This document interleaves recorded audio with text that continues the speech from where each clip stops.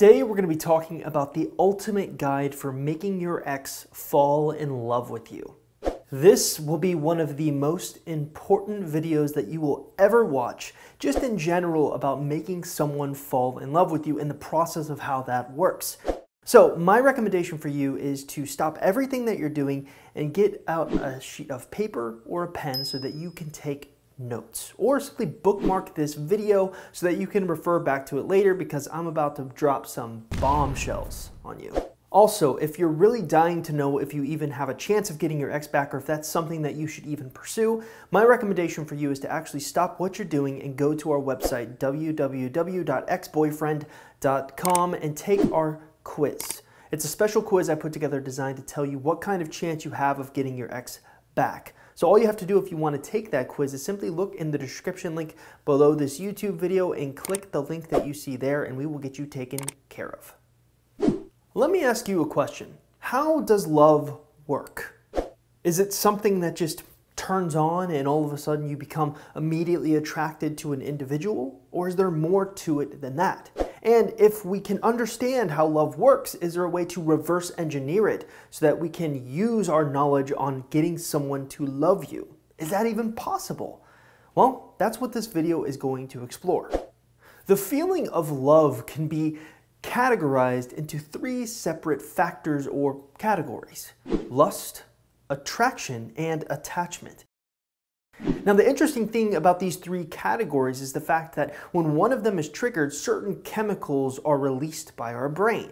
For example, lust is triggered by testosterone or estrogen. Attraction is triggered by dopamine or serotonin. And attachment is triggered by oxytocin or vasopressin. Now, here's my question for you. If you look at things very technically, very biologically, is there a way that we can reverse engineer the process so that we can use it in our love lives? Well, if one were to do that, then we would simply look at activities or factors that create the chemicals that are released by lust, attachment, or attraction. And it just so happens I've done that for you. In all, there are 10 factors that can release the necessary chemicals to make someone fall in love with you. And I'd like to give you a quick crash course on what each one of these 10 factors is in this video right here, right now. Factor number 1, similarities. Now, contrary to popular belief, opposites do not attract, especially when you look at it scientifically. More often than not, we're going to become attracted to people who are more similar to us than people who are dissimilar to us. That's important to keep in mind, especially if you're trying to get an ex back. One of the reasons they may have broken up with you is they felt that you were too different. You had different likes or dislikes. Now, I'm not saying you need to change yourself for your ex if you want to get them to fall in love with you. Remember, this is only one factor out of 10, roughly around 10% of the love equation. But with that being said, it doesn't mean you can't try to find things in common ground that you enjoy together. That makes just everything so much easier in your conversations. Factor number 2, familiarity. Let me ask you a question. Do you fall in love with strangers?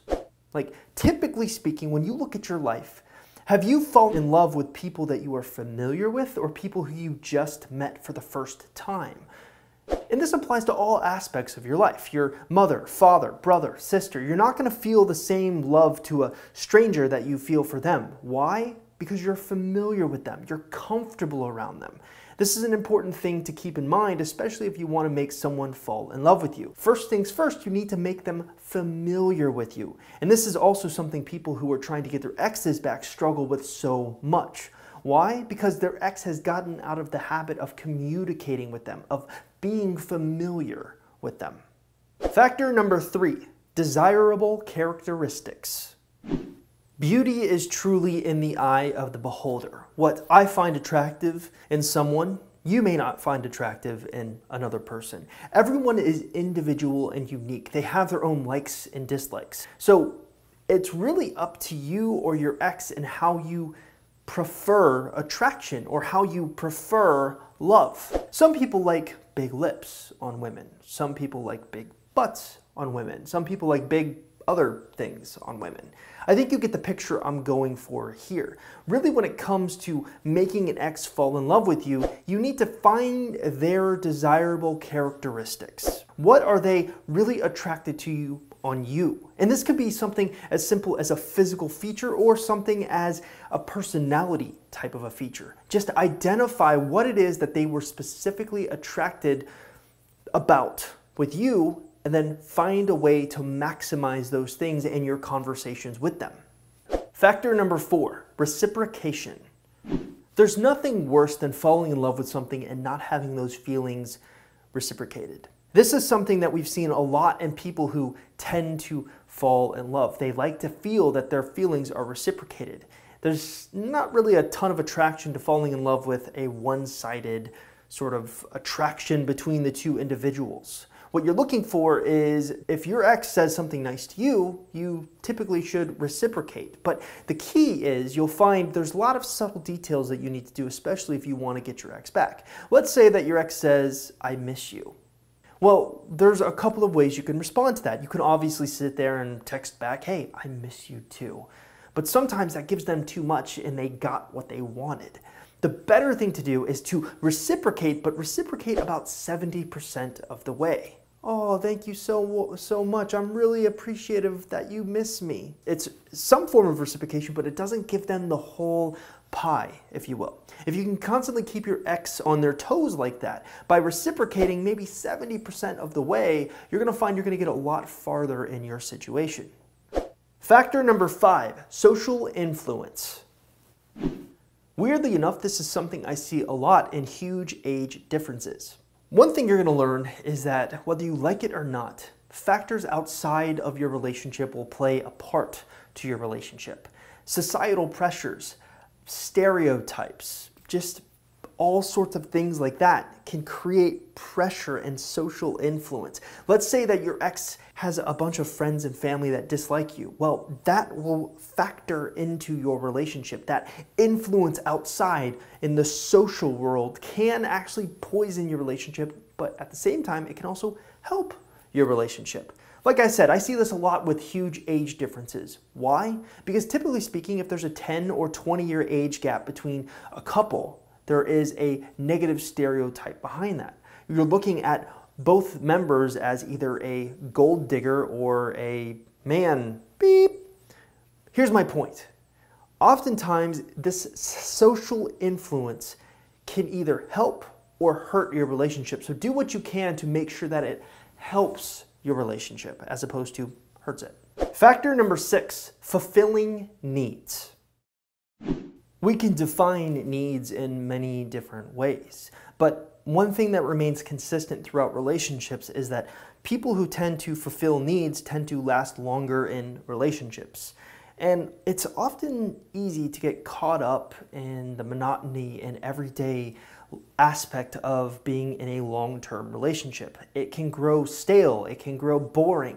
You need to find ways to spice it up and fulfill needs consistently. But at the same time, if you fulfill needs all the time, that can also grow boring. So an interesting balance needs to be created when you're quote-unquote fulfilling needs with the person that you want to fall in love with you. You should fulfill most of their needs, but leave a few extra so that they have to work a little bit and things become spicy. Factor number 7, environment. I'm going to be honest with you. This one is often overlooked and it doesn't seem that important, but I think you can look at a TV show like The Bachelor as proving that environment can create feelings very, very fast. Think of it like this. Let's put you and your ex in the most romantic environment possible. Chances are, if you're not fighting, something romantic is more likely to happen than if I put you in a McDonald's. Not exactly the most romantic location. Here's my point. If you're wanting to get someone to fall in love with you, take location into account. It's not going to be the thing that pushes you over the edge, but it can be an enhancement to all of the other things and factors that I'm talking about here. If you're going to try to craft a very romantic date, take your ex or suggest your ex to take you somewhere actually romantic. Factor number 8, readiness. Good old timing. Sometimes the time just isn't right for your ex to fall in love with you. Now, society will have you believe different. They'll have you believe that, in some cases, no matter what, if the perfect guy falls into a girl's lap or the perfect girl falls into a guy's lap, they're going to take that and run with it. But that's not necessarily the truth. And I'll give you an extreme example. Let's say that your ex just lost his or her father. Would that be a great time to try to make them to fall in love with you? Probably not. They're mourning the loss of a loved one, and sometimes people do things to try to express themselves in strange ways after loss like that, but more often than not, it's not the long-term factors that will matter. Make sure that the timing is correct when you're going after trying to get your ex back. Now, the cool part about the process that we teach on the YouTube channel and in the podcast and throughout my websites is that it's all about structuring yourself so you're making the window of opportunity perfect. Factor number 9, alone time. Now, when I say alone time, I'm not saying that your ex has time alone from you. I'm saying that you have alone time together. This is especially true with people who have children. One thing you're going to learn if you have a child is that you don't get a lot of alone time because either one or both members of the relationship is tending to that child's needs. So it's important to find ways to create alone time together, especially if you're trying to reattract them and want to create those chemicals. Factor number 10, mystery. I want you to think of relationships in one simple way. Imagine it's a scale where we need two conflicting things to feel satisfied in our relationships. On one hand, we need the aspect of stableness. We need someone who's going to be stable. And on the other hand, we need some adventure and mystery. Now, on a scale, those are on the two opposite sides of the spectrum. On the left side, you've got stable people. And on the right side, you've got mystery people. They are not the same. And what you find typically when you work with people who are going through breakups is that they gave too much of one side of the scale to their ex and not enough of the other. So oftentimes, people who are too mysterious and adventurous become a little too unstable for their ex. They need someone who's a little bit more stable. And on the flip side, people who are often too stable don't provide enough mystery or mystique or adventure for their ex to kind of gripe into. And that's the key. The key is to find a way to balance stable and mystery. If you can do both in a relationship, you are well on your way to a successful making them fall in love with you, I guess.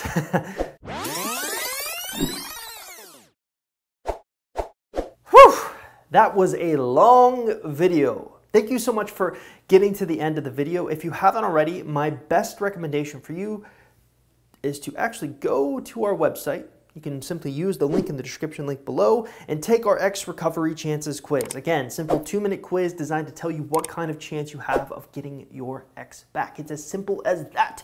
Do it! Also, if you haven't already, make sure you subscribe to the YouTube channel so that we can keep producing these high quality videos. And also, let's give a shout out to our video editor who is just doing an amazing job of making these videos look kind of like the best in the niche. So, thank you for watching. Thank you for the video editor for doing their awesome job. And I'll see you guys next time.